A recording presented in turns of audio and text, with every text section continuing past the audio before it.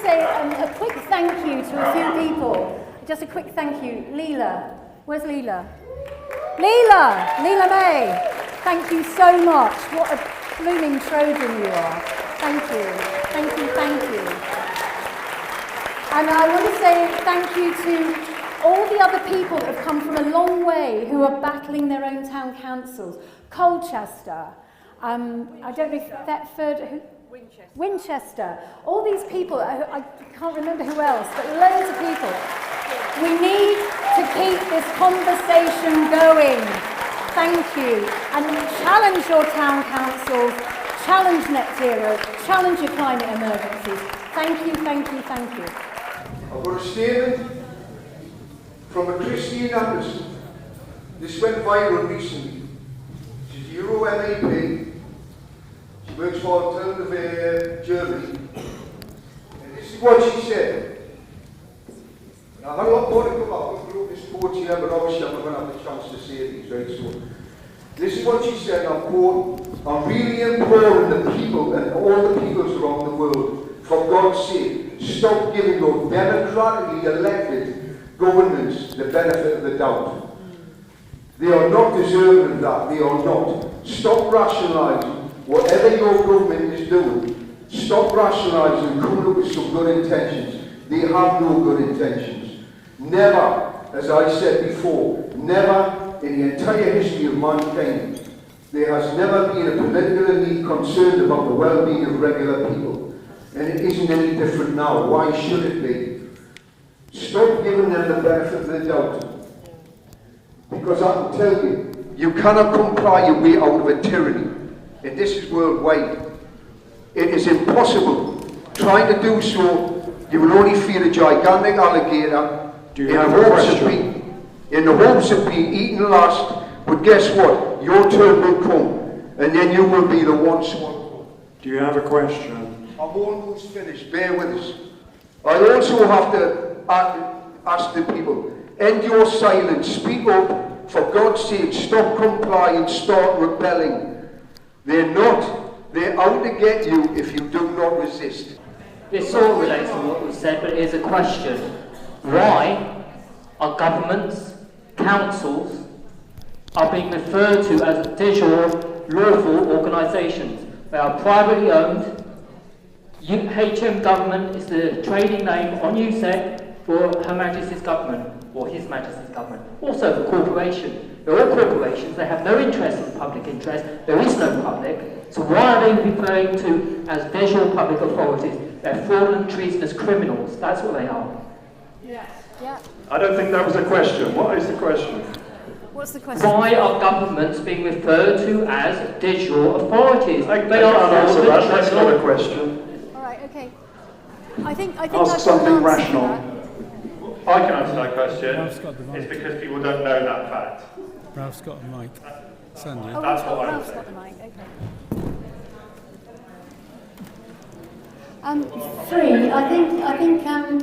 I think I totally agree with you. Yeah. I mean, the trouble is that our representation of government, or representative government, is being taken over by corporations through public-private partnerships.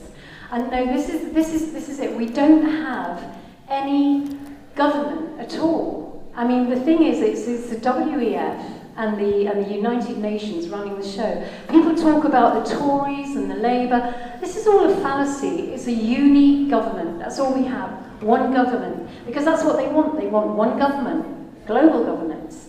And so there's no such thing as party politics anymore. It's gone. It's corruption. And that's what we have.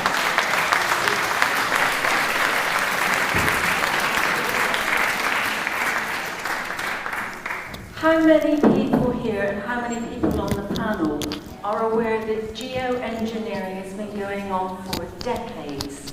And I would refer people to look at Exmoor back in the 1950s when 2 villages were wiped out, practically Linton and Lynmouth. The RAF admitted some years later to going up and cloud seeding, didn't think it worked and went up and did it again, and the result was devastation. 38 people died. One woman had to identify her mother's body by a birthmark on her back because she was missing her head and limbs.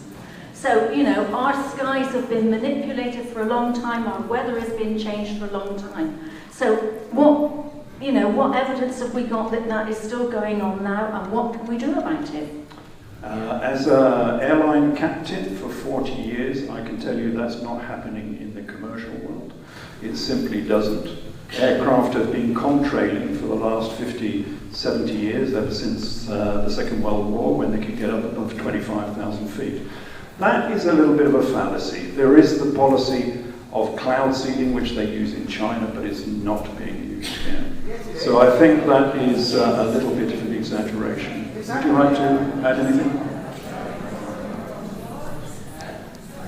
There have been geoengineering experiments, particularly in Russia, and intriguing because they were carried out by a Professor Yuri Israel, who was a geoscientist, and he used to be vice chairman of the IPCC in 2001.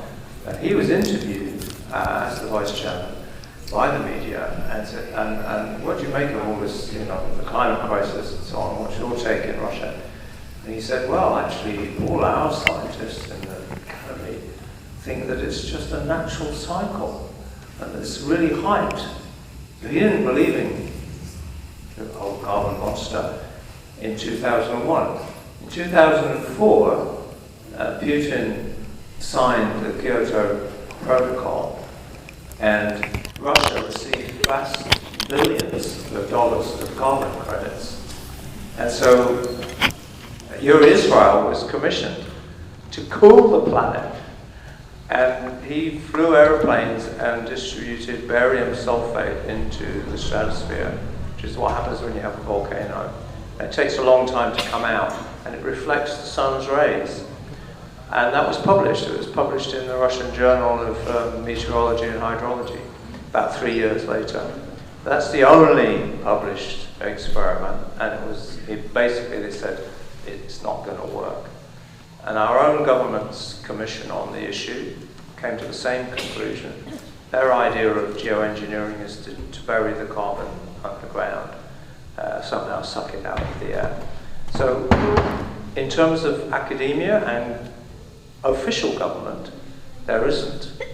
But observant people, especially where my family come from in West Wales, they have shown me photographs of crisscross patterns. And that's not on any commercial, what do you call it, air traffic. No, the crisscross patterns are caused by the upper jet streams. So you get aircraft flying on airways, and the wind drifts their contrails to one side, and it forms a crisscross. Going back to, I think, the more problematic point that Peter was mentioning here was the carbon capture and sequestration. The trouble is, there are a few plants. They're quite expensive, they don't work very well, but they are putting liquid CO2 into geological formations down below. Nobody has explained how they can stop a CO2 blowout, a well blowout. So if they have a well blowout of CO2, you've got CO2 now running down the countryside. Now, they had this in Lake Nyos, if you remember, in Africa.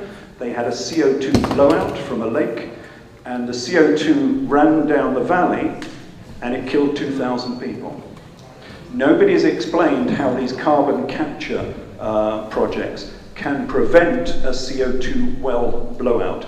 If we have a well blowout in the North Sea, that CO2 will drift around to our east coast, to the Dutch coast, and kill everybody on the coastlines.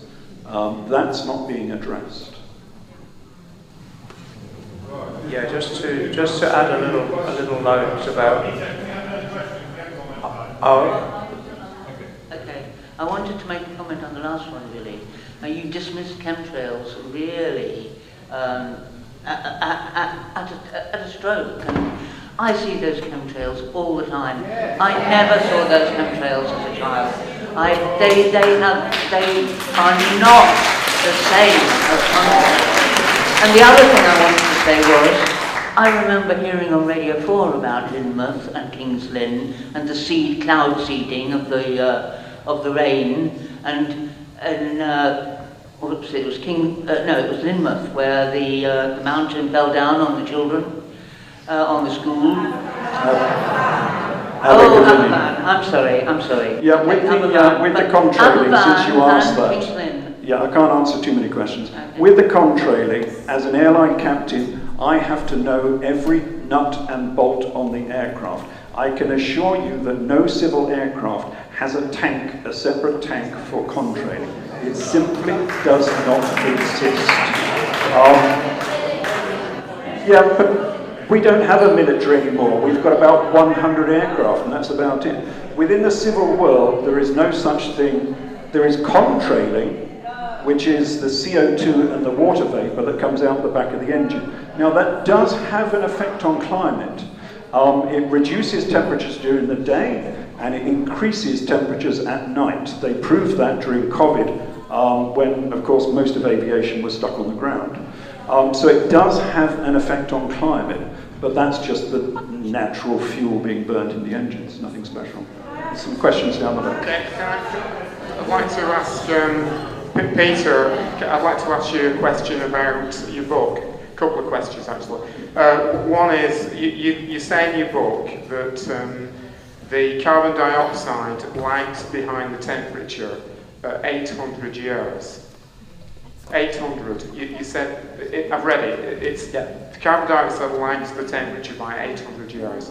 I'd like you to explain that, and please. Yeah. And the other thing was, you mentioned about cycles, like the 11-year sun cycle, the ocean, the El Nino Southern Oscillation, for example, has a cycle of 4 years or 5 years. How do you see these cycles mitigating or ameliorating the temperature thing? Yeah. Or you know, thank you. Okay. I work with another scientist in the United States, and we ran a small institute for many years. We're just winding it up, and we produced several papers on this issue. Basically, the carbon dioxide in the historical record, in the paleo record, is released from the ocean when the ocean's warm. So the ocean's warm first, and then they start to release carbon dioxide. So what's happening? Somehow, and the mechanism is not fully understood, the deep water from the ocean, which has got a lot of carbon dioxide in it, starts to move and comes up. And that creates a whole circulation, a conveyor belt. And once that starts to happen, the temperature of the planet rises, and we come out of an ice age. Now, when we come out, usually it's about 10,000 years before it starts to drop again. And as Ralph pointed out, it drops even though the carbon dioxide level is high. It goes from 180 to 280 regularly with that. And there's a delay from when the temperature starts to rise to when the carbon dioxide starts to rise. So the carbon dioxide is not causing the temperature rise. It may amplify it a little bit, I don't think by much. So this whole process is very complicated, and if you're interested in the science, I can give you, we've got 4 or 5 papers on it, and they are having impact. They're not being ignored. And then in terms of the future, this warm period that we're in, which is on time, it's a 1,000-year cycle. 1,000 years ago, white stork were nesting on Edinburgh Cathedral. They're only just now moving into Kent. So it's like everything is on time. So that warm period could last a bit longer, 200 or 300 years. I don't think it will. Then it's going to start going down into a little ice age, and then eventually in steps down to a full ice age. That takes about 3,000 years. And then we're in trouble, you know. And if carbon dioxide has any power at all, and it has a little bit of power, it might help stave off the ice age, but don't tell Greenpeace. Just a quick update on these cycles. Do remember that the Holocene maximum, which is only 8,000 years ago, was 2 degrees warmer than now, and the biosphere was fine.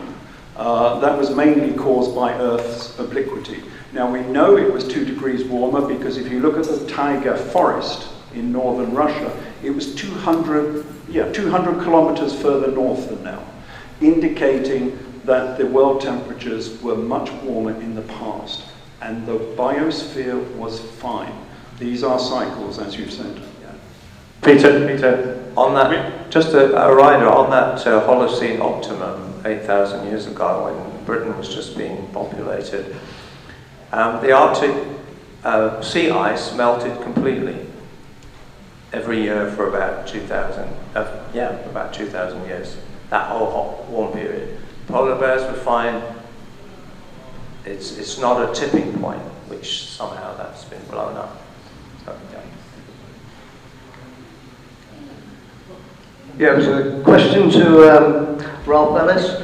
You showed the Arctic ice extent, and it had been going down on the satellite record from 1979.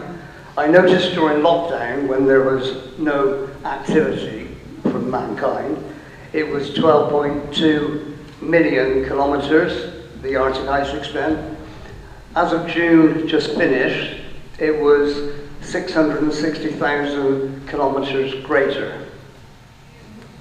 Yeah, so that's quite possible. That's quite possible. There was no, they said there would be rapid melt once it got more and more because of the white snow wouldn't reflect the sun. Well, the complete opposite to what the scientists said has happened, and the Arctic sea extent has grown in 3 years. Yeah, CO2 is continuing to rise, but Arctic sea ice has recovered slightly. It's not fully understood why the Arctic is melting and the Antarctic is growing. I have an inkling that it's to do with those pictures I showed about the albedo of the Arctic, the amount of dust on it. My Ice Age paper that I wrote says that the Ice Ages only ended because they got dust on them. Therefore they were darkened, they could absorb more energy, therefore they melted. And it so happens that in the data record we have, every interglacial is preceded by 10,000 years of dust. So there is a correlation between dust and warmth, and it's the dust on the ice sheets that causes the global warming. So it could be, this is by no means proven at all, it could be that Chinese industrial dust on the ice sheets has caused some of the warming that we've experienced over the last 20-30 years. But, you know, that's just a hypothesis. Anybody else? Anybody else? Yeah, I would really like to ask, go back to the geoengineering part, because, you know, many of us here know 1,000% that chemtrails and contrails are different. And we've had beautiful blue skies, we haven't had many. But also going to the geoengineering part of emission-directed weaponry that's been used to also make it look as if there's heating happening in the planet. I have friends that live in LA. Every year I used to go to LA and there were certain types of forest fire which weren't actually burning the trees, but they were completely destroying the houses within 20 minutes. So I just wanted to ask you particularly, because you seem to be quite clear that... Well, I know because I've been in the industry for 40 years. I can tell you that every kilo of equipment on the aircraft, including liquids, has to be included in the manifest for weight and balance. No aircraft carries extra fluids or extra equipment that the pilots and engineers will not know about. On the checkout of the aircraft, I have to check every part of the aircraft. I know every component on the aircraft. There is no spraying equipment on any commercial aircraft.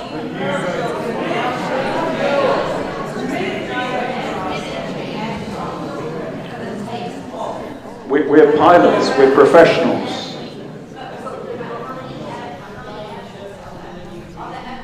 We're pilots, we're professionals, we all go to a certain standard. We're all controlled by aviation authorities. There is no aircraft in this world, civil aircraft, that has spraying equipment on it. I can guarantee you that 100%. First of all, thank you to these 4 intrepid warriors of madness for their willingness to step beyond the beyond. And my question is one of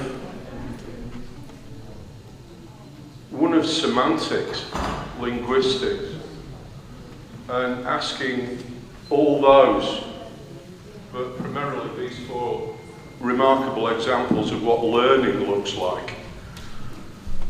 Please, can it be possible for an integration of what I have learned as a psychotherapist as a language of responsibility in the manifest propagation of these concepts, these ideas, these realities, these facts. So to move beyond, please can you practice, as I have practiced over the last 35 years of my life, to use the word I, the word me, and the word my, and resist the temptation to use the word they, them, us, and we. For they are terminologies that are massively counterproductive and very much fear and division inducing. Thank you. That was the question. Please. I agree. Thank you. I'm not going to make a speech. I just want to ask a brief question. And I would like briefly to acknowledge the fact that these 2 gentlemen here in particular have given me food for thought this evening. I didn't expect to agree with anything, so I've been quite impressed. But my question is there anybody on the panel or in this hall who thinks that in a world of finite resources we can have indefinite growth in population and consumption? Yeah, that is a problem. That's why we have to look for multiple sources of energy. Energy is essential for our technological civilizations if we want to maintain our wealth and our prosperity.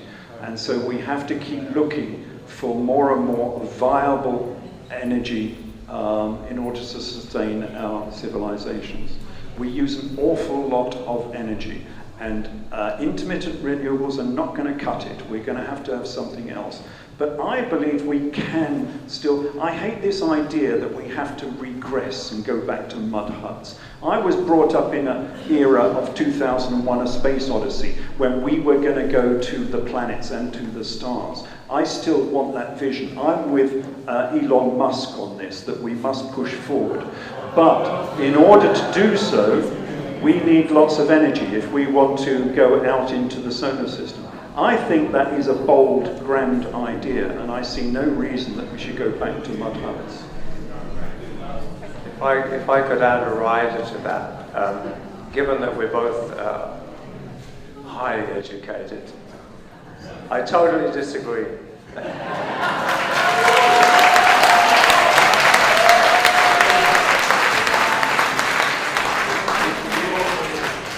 We've only got to go back a few hundred years to see the most incredible art, architecture. You look around today with all the energy we've got and all the money we've got and what we're creating in our society. Yeah. So,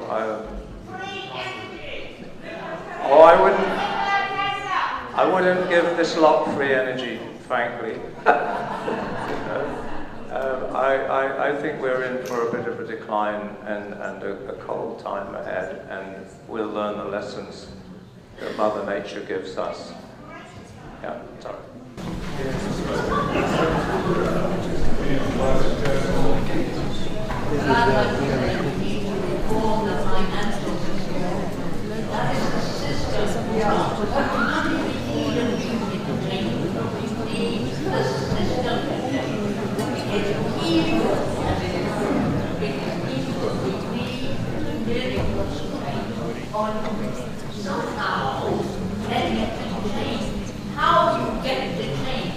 when they've got all, they've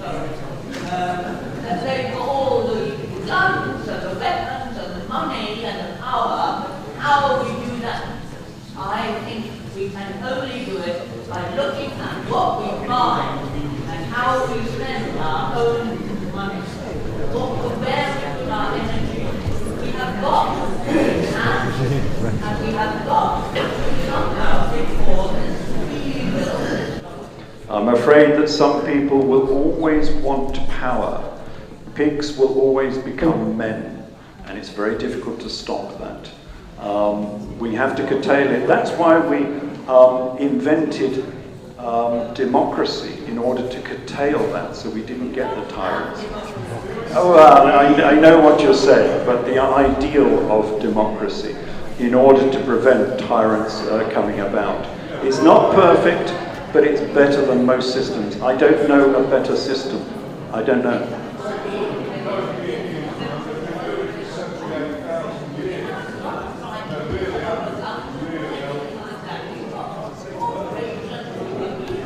I think yeah, I'm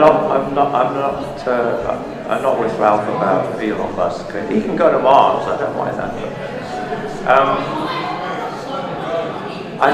I would come back to what Willow said, and that is no they, and we can't blame the system because we created it. All of us. There's only one human being here, and we have created this mess. And we have, it's not going to be easy, but the answer will lie in changing ourselves. That's what I feel. What I buy, I don't buy much.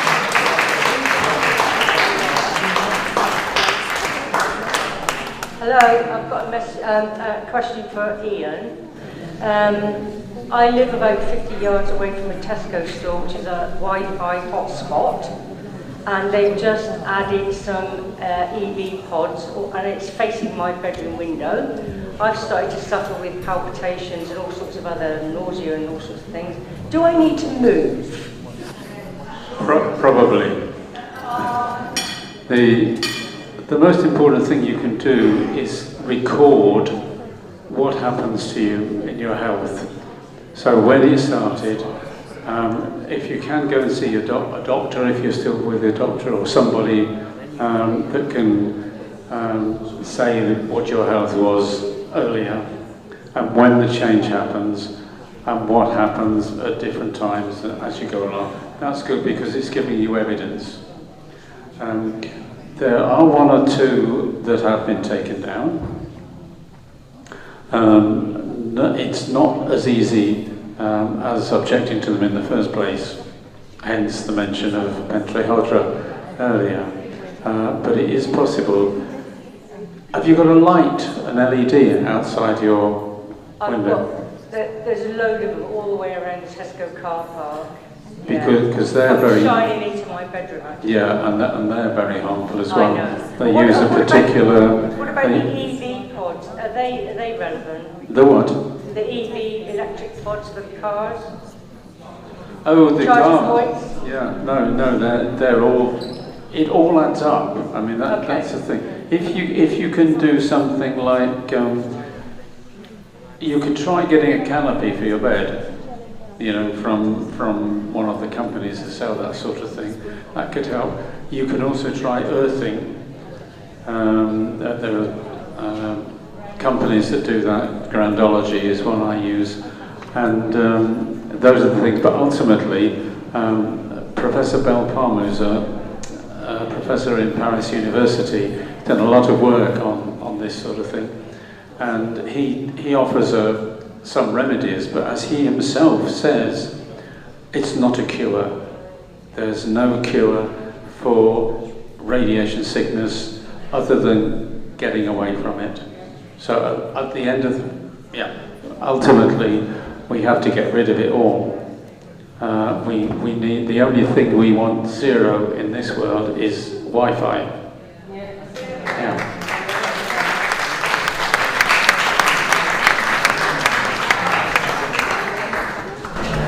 Is there time for one more question?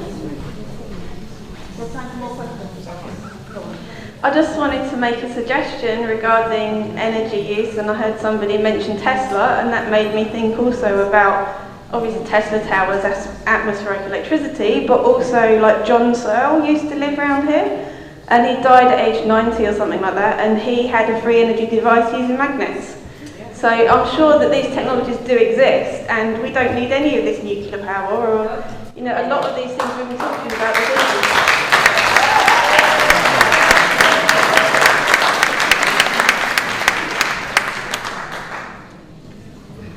I just wanted to quickly say, going back to the money system, that in my view, decentralized money systems are the way forward. We have to decentralize, get away from centralized money. How we do that, don't ask me, other people will probably know. And I think to get rid of usury is probably the most fundamental thing.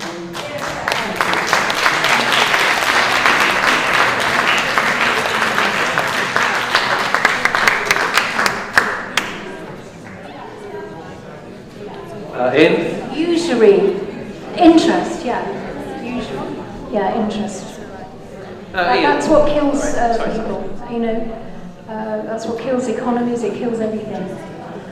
Yeah. Can I just respond to this? Can I? Who's having an issue. Can I suggest that you speak to all of your neighbours and speak to all of the people in your locality? Because the one thing that is going to change everything that's been discussed here tonight that's going in the wrong direction is community.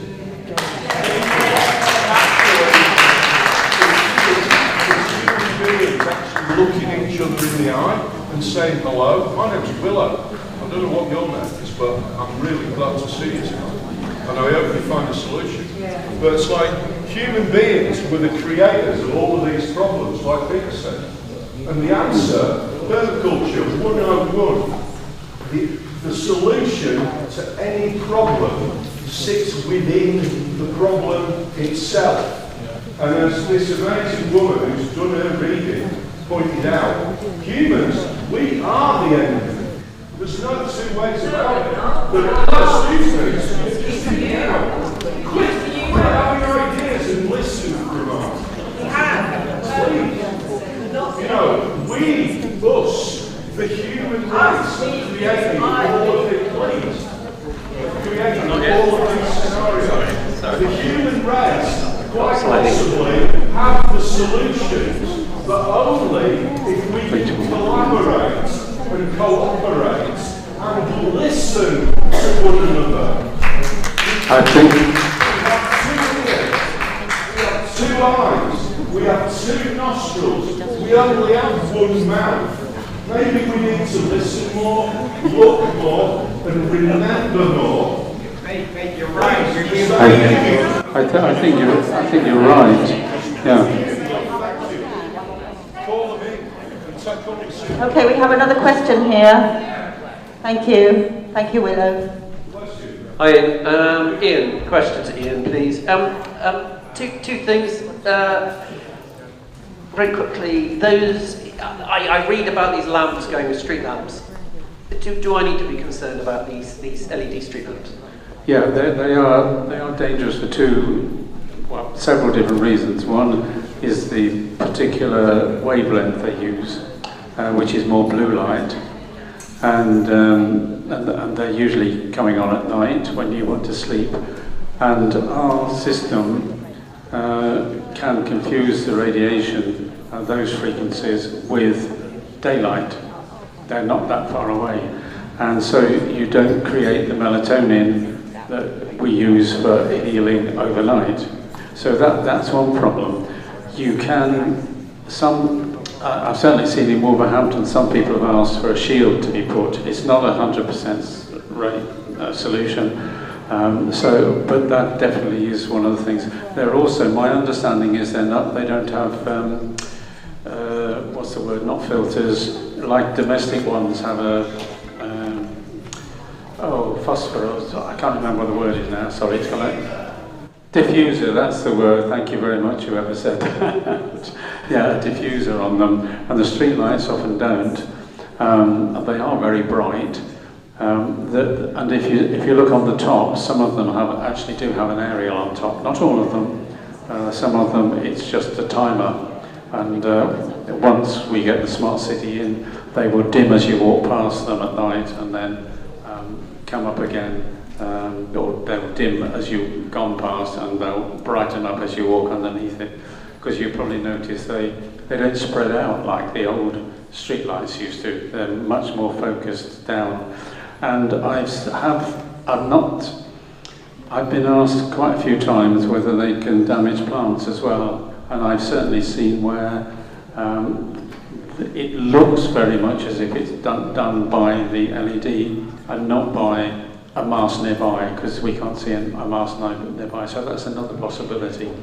So yeah, worry about them. Yeah, Mark Steele, and some of you won't like Mark. I do actually speak with him from time to time, and he did a lot of work on LEDs up in there. So it's worthwhile looking at his website as well if you can get hold of that. Yeah. We've got one last question here. This is a question for Ralph. You may be very knowledgeable. You may be very knowledgeable about civil aircraft and the aircraft industry, who have the capacity to have tanks to spew out chemtrails, as we call them. What about the light aircraft that we see regularly, festooning the skies with trails that don't disappear, like vapor trails? Sorry, and say that again. They have what? We see regularly small aircraft going above us over all our towns, absolutely obliterating the sky sometimes with trails that don't disappear, chemtrails. Those are light air. No, these are ice trails. The thing is... No, they don't disappear. Water vapor. Bear me out. One of the reasons we see more contrails now is because commercial aircraft are now flying much higher, and so there's a greater probability that the contrail will actually turn to ice, and therefore it won't dissipate. Well, these aren't commercial aircraft. Yeah, I know, but they go higher now. The old 737, you'd be lucky to get above 32,000 foot because it ran out of power. These are small aircraft, actually. The modern 737 will go up to 41,000 feet. I'm sure. And so the contrail will actually last a lot longer because the water actually crystallizes, it freezes. Okay, well, these light aircraft are not going anywhere in particular. Light aircraft don't produce contrails. They're going up and down, creating crisscross. Yeah, the crisscross is caused by why winds are above. they not going anywhere in particular? The crisscross, if you just listen, the crisscross pattern is caused by the wind blowing the contrail. So you have one contrail, the wind blows it, the next aircraft comes along, the wind blows it, the next aircraft comes along, and you end up with a whole series of parallel lines. This is the same aircraft going up and down. That doesn't happen. Yes, it does happen. It does happen. I don't think there are many people... The only aircraft that would do that is an RAF refueling aircraft, but, you know, they've only got about, I don't know, eight or nine of them. Well, they literally don't have an air force anymore. They absolutely obliterate the sky with I'll sit and watch them with you at some point, and I'll explain exactly what's happening. I hope you do, because they're seen on a regular basis. It's not civil aircraft. Thank you everyone for all the questions, and thank you to the panel. Thank you to Sandy. Thank you to all the security guards who come to support us, and thank you to all the council and the council members who come and listened and participated and shared. Yeah, I just want to say thanks for everyone for coming and really staying to the bitter end. I mean, it's been a long time, and thank you for your concentration. I couldn't help but notice we've got Mr. Andrew Bridgen in the and I just wanted to say thank you for coming, and if you want to say a few words, do.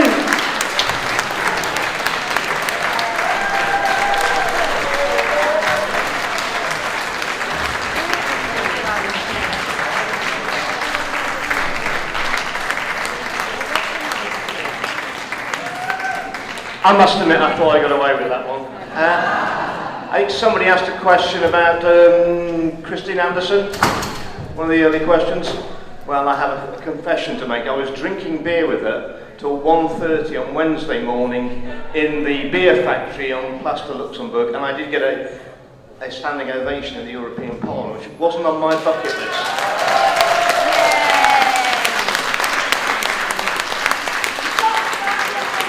We are in very, very, very dangerous times. Democracy is under threat as it's never been before. It's not external forces that are doing this, really. It's the corruption and decay of our own institutions, and it's all around the world at the same time. There's a lot of suspicion out there, and it's going to take a lot to rebuild trust, which is quite rightly. And I'm worried it's going to have to get worse before it gets better, but a lot of people are waking up now.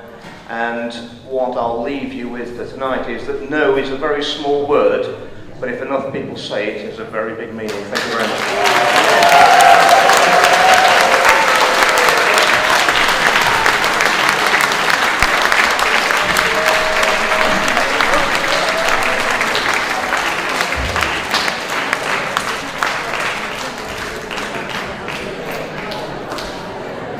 Thanks everyone for coming. Please pick up any litter or any leaflets. We've got to clear out the hall quickly, otherwise the council will be on our backs again. Thank you everyone. Good night.